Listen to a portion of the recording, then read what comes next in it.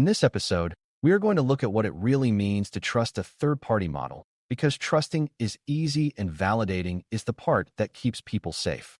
Artificial intelligence, AI, systems are increasingly delivered as services, embedded features, or packaged models. And for many organizations, the fastest path to capability is to adopt something built elsewhere. That speed can be valuable, but it also creates a new kind of risk. You are relying on decisions you did not make, training data you did not curate, and engineering trade-offs you did not witness. Validation is the discipline of turning a black box relationship into an evidence-based relationship, where you understand what the model can do, what it cannot do, and what conditions make it behave badly. The title focuses our attention on three concepts that beginners must learn to recognize quickly: assumptions, limits, and hidden dependencies. When you can identify these three, you can evaluate third-party models with clarity rather than optimism, and you can design safer use around what you discover. Before we continue, a quick note. This audio course is a companion to our course companion books. The first book is about the exam and provides detailed information on how to pass it best. The second book is a Kindle-only ebook that contains 1,000 flashcards that can be used on your mobile device or Kindle. Check them both out at cyber.author.me in the Bare Metal Study Guide series. A good starting point is to understand why third-party validation is different from validating something you built yourself, because the difference is mostly about visibility and control. When you build a model internally, you often know what data sources were used, what cleaning and labeling decisions were made, and what testing was performed, even if those details are imperfect. With a third-party model, you may only see marketing claims and high-level documentation, while the real details are behind a vendor boundary. That does not automatically mean the model is unsafe, but it does mean you have to compensate for limited transparency with stronger validation around behavior and environment. Beginners sometimes assume that a well-known vendor name guarantees safe performance, but reputation is not evidence for your specific use case. A model that is excellent for general text generation can still be risky if your workflow involves sensitive data, regulated decisions, or high-impact recommendations. The key idea is that you are not validating the vendor's intentions. You are validating how the model behaves in your context and under your constraints. When you treat third-party validation as context-specific, you start asking better questions and avoiding preventable surprises. Assumptions are the first concept to make concrete, because models always assume something about the world, even when nobody says so explicitly. A model might assume the input is written in standard language, that users will ask questions in good faith, or that a certain kind of data will be present and correctly formatted. It might assume a certain domain, meaning it behaves as if it is answering general questions rather than organization-specific questions. It might assume that a human will verify important outputs, even if the product design encourages users to trust the system. A model might also assume that the environment is stable, meaning it was trained on patterns that no longer match current conditions. These assumptions matter because when they are violated, behavior can become unreliable or unsafe. Beginners often think assumptions are abstract, but they show up in practical ways, like the model making confident statements when context is missing or misinterpreting inputs that use jargon or non-standard phrasing. Validating assumptions means you identify what the model expects and then test what happens when reality differs. When you can name assumptions, you can also decide whether to change the workflow or choose a different model. Another crucial assumption category is data handling, because third-party models often have built-in expectations about what data they will see and what data they are allowed to keep. Some services assume they can log prompts for debugging, which can be a privacy issue if your users include sensitive information. Some services assume they can use customer data to improve the model unless you explicitly opt out, which can create long-term leakage risk if private content influences future behavior. Some services assume the model will be used for low-risk drafting, yet organizations sometimes use the same service for high-stakes decision support, creating a mismatch between the model's assumed role and the real role. Beginners sometimes treat these as contract details, but they are operational assumptions that influence risk every day. Validation here means you confirm what data is retained, what data is reused, and what controls exist to prevent your content from becoming part of someone else's learning pipeline. It also means you test how the system behaves when given content that resembles sensitive data, because behavior matters as much as policy language. When assumptions about data handling are understood, you can design minimization and access controls that reduce exposure. Limits are the second concept, and they are often the most honest part of a model if you can get them stated clearly. A limit is a boundary where the model's performance drops, where safety protections weaken, or where the model's outputs become unreliable. Limits can be about language and context, such as handling complex technical topics, ambiguous prompts, or multi-step reasoning tasks. Limits can be about domain specificity, such as whether the model understands your organization's policies or whether it fills gaps with plausible but wrong content. Limits can also be about safety behavior, such as whether the model refuses unsafe requests consistently or whether it can be coaxed into harmful outputs through creative phrasing. Beginners sometimes believe that a model's best performance reflects its normal performance, but limits show up in edge cases, stress cases, and adversarial cases, which are exactly the cases that drive incidents. Validating limits means you deliberately test boundary conditions rather than only testing friendly examples. When you know the limits, you can keep the model inside safe use cases and build safeguards for the places where it is weak. A practical way to think about limits is to connect them to consequences, because limits matter more when the harm from being wrong is high. If a model is used for casual drafting, a moderate level of factual error might be manageable with human review. If a model is used for guidance about security controls, privacy requirements, or incident response decisions, a similar error rate can become unacceptable because the cost of a bad recommendation is much higher. Limits also matter because the model may not signal them honestly. It may sound confident even when it is at the edge of its competence. This is why validation should include tests that check whether the model appropriately expresses uncertainty or whether it fabricates details when it does not know. Beginners should learn that a model's confidence is not a reliable indicator of correctness, especially in unfamiliar domains. A useful validation approach is to test the model on tasks that resemble your real workflow and to observe both accuracy and failure style. A model that fails safely by admitting uncertainty can be easier to control than a model that fails by confidently guessing. Understanding limits is about predicting failure modes, not about expecting perfection. Hidden dependencies are the third concept, and they are often where third-party models create the most surprising risk. A hidden dependency is something the model or service relies on that you might not realize you are depending on, such as another vendor, a content source, a safety filter provider, an update pipeline, or a geographic processing location. Hidden dependencies matter because they can change without your direct control, and those changes can ripple into your system's behavior.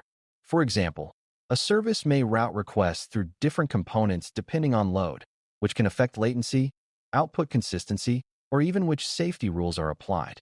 A service may update the model frequently, which can change behavior without a clear version boundary, making your validation evidence stale quickly.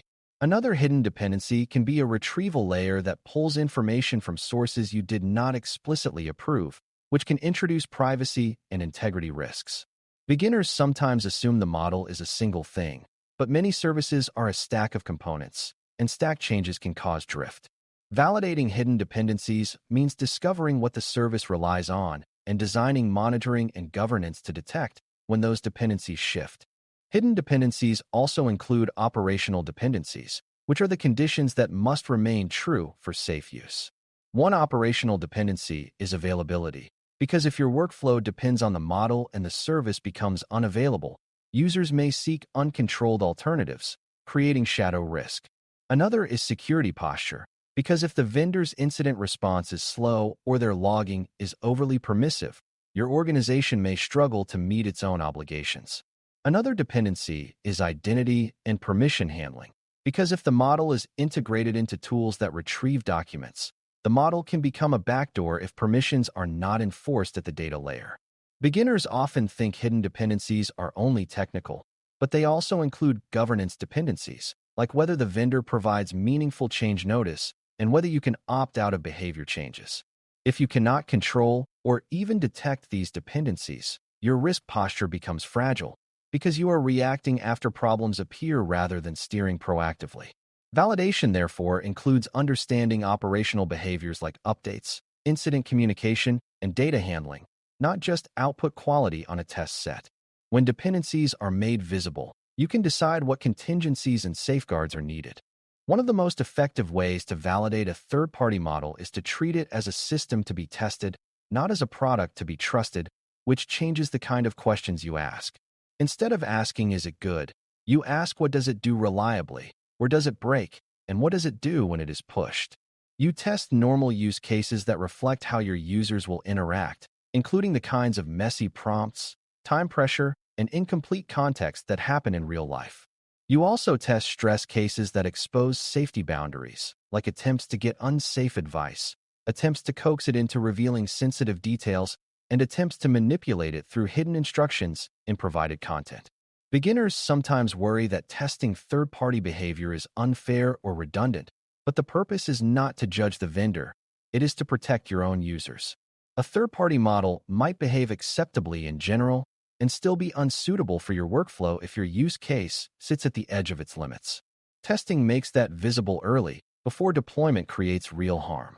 When testing is tied to your actual risk profile, it becomes the strongest form of validation evidence.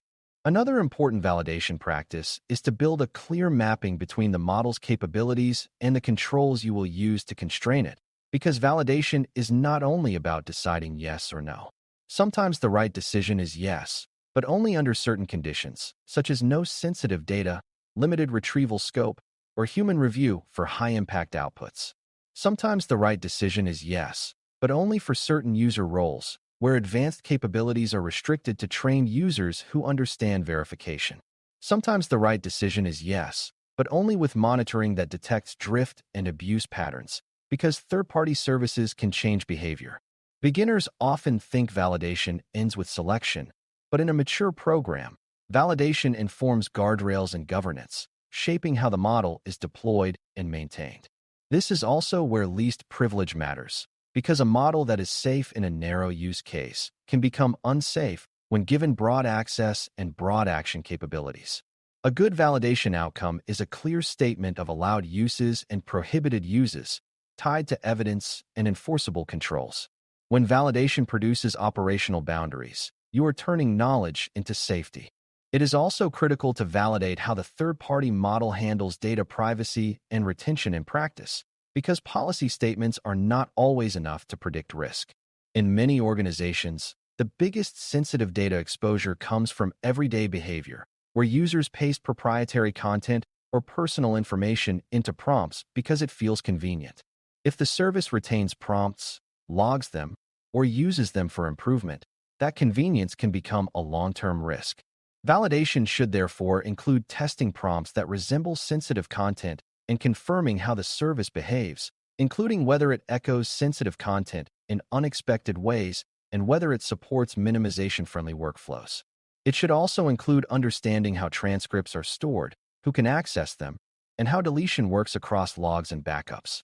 Beginners sometimes assume deletion is a button that makes data disappear everywhere, but retention and deletion can be complex in distributed systems. A responsible approach is to assume that any stored prompt could become a liability and to minimize what is stored whenever possible. When privacy validation is strong, you reduce the chance that third-party convenience becomes a privacy incident later.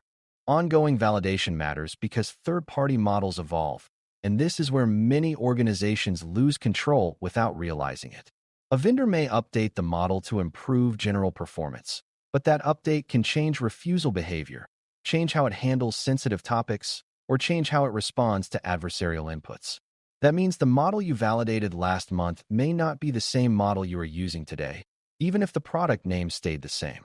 This is why monitoring and regression testing are part of third-party validation, not separate concerns. If you maintain a set of critical tests that reflect your most important safety and privacy requirements, you can rerun them after vendor changes or on a schedule to detect behavior shifts. Beginners sometimes believe that vendor updates always make systems safer, but updates can also introduce regressions relative to your use case. Ongoing validation turns vendor dependency into managed dependency by giving you early warning when behavior changes. It also supports decision-making about when to restrict use, when to pause rollout, or when to switch to fallback behaviors. Continuous validation is how you keep your evidence aligned with reality over time. Hidden dependencies also require you to plan for resilience, because even the best validation cannot remove the fact that a third-party service can fail or change unexpectedly. Resilience planning includes knowing what your fallback is if the service becomes unavailable, unreliable, or unsafe, and knowing how quickly you can switch modes without causing chaos. It also includes knowing how you will respond when a vendor incident occurs, including how you will communicate internally and externally and what evidence you will request. Beginners sometimes assume vendor relationships are stable, but vendor changes, outages, and policy shifts are normal in modern service ecosystems. A mature validation posture includes asking how the vendor provides change notice, what support exists for incident handling, and how quickly issues are addressed. It also includes understanding subcontractors and subprocessors, because hidden dependencies can involve multiple layers beyond the vendor you signed with. When resilience is part of validation, you are less likely to be surprised by operational disruptions and more likely to contain harm quickly when something changes. This is where governance and vendor management become practical safety tools. A final beginner misunderstanding to correct is the idea that third-party validation is mostly about paperwork, when in reality the most valuable part is behavioral evidence and clear boundaries. Documentation can be helpful, but it cannot replace seeing how the model behaves on your tasks, under your constraints, and under adversarial pressure. Validation should produce a clear understanding of assumptions the model makes, limits where it becomes unreliable or unsafe, and dependencies that can shift outside your control. Once those are clear, you can decide whether the model is appropriate, and if it is appropriate, you can decide how to deploy it safely through permissions, guardrails, monitoring, and incident readiness. This approach also protects your teams, because it reduces the chance that someone will be blamed for a failure that was predictable but not tested. Validation is not a guarantee that nothing will go wrong, but it is a guarantee that you will not be surprised by basic realities you could have discovered early. When you treat third-party models as systems to govern rather than products to consume, you build safer programs and more durable trust. As we close, validating third-party models is about converting uncertainty into managed risk by making assumptions, limits, and hidden dependencies visible and actionable. Assumptions describe what the model expects about inputs, users, and data handling, and validation checks what happens when those expectations are violated. Limits describe where performance, safety, and reliability break down, and validation tests boundary conditions so you can keep the model inside safe use cases. Hidden dependencies describe the vendor stack and operational realities that can change behavior without your control, and validation requires monitoring, regression testing, and resilience planning, so those changes do not become silent degradation. When you combine behavioral testing with privacy and data handling verification, you protect against leakage and misuse that often arise from everyday convenience. When you maintain ongoing validation, you keep your evidence aligned with the living reality of vendor updates. For brand new learners, the key takeaway is that third party does not mean hands-off. It means shared control, and shared control only stays safe when you validate continuously and enforce boundaries deliberately. Thanks for listening. For more audio courses, daily newsletters, and more, please visit DailyCyber.News.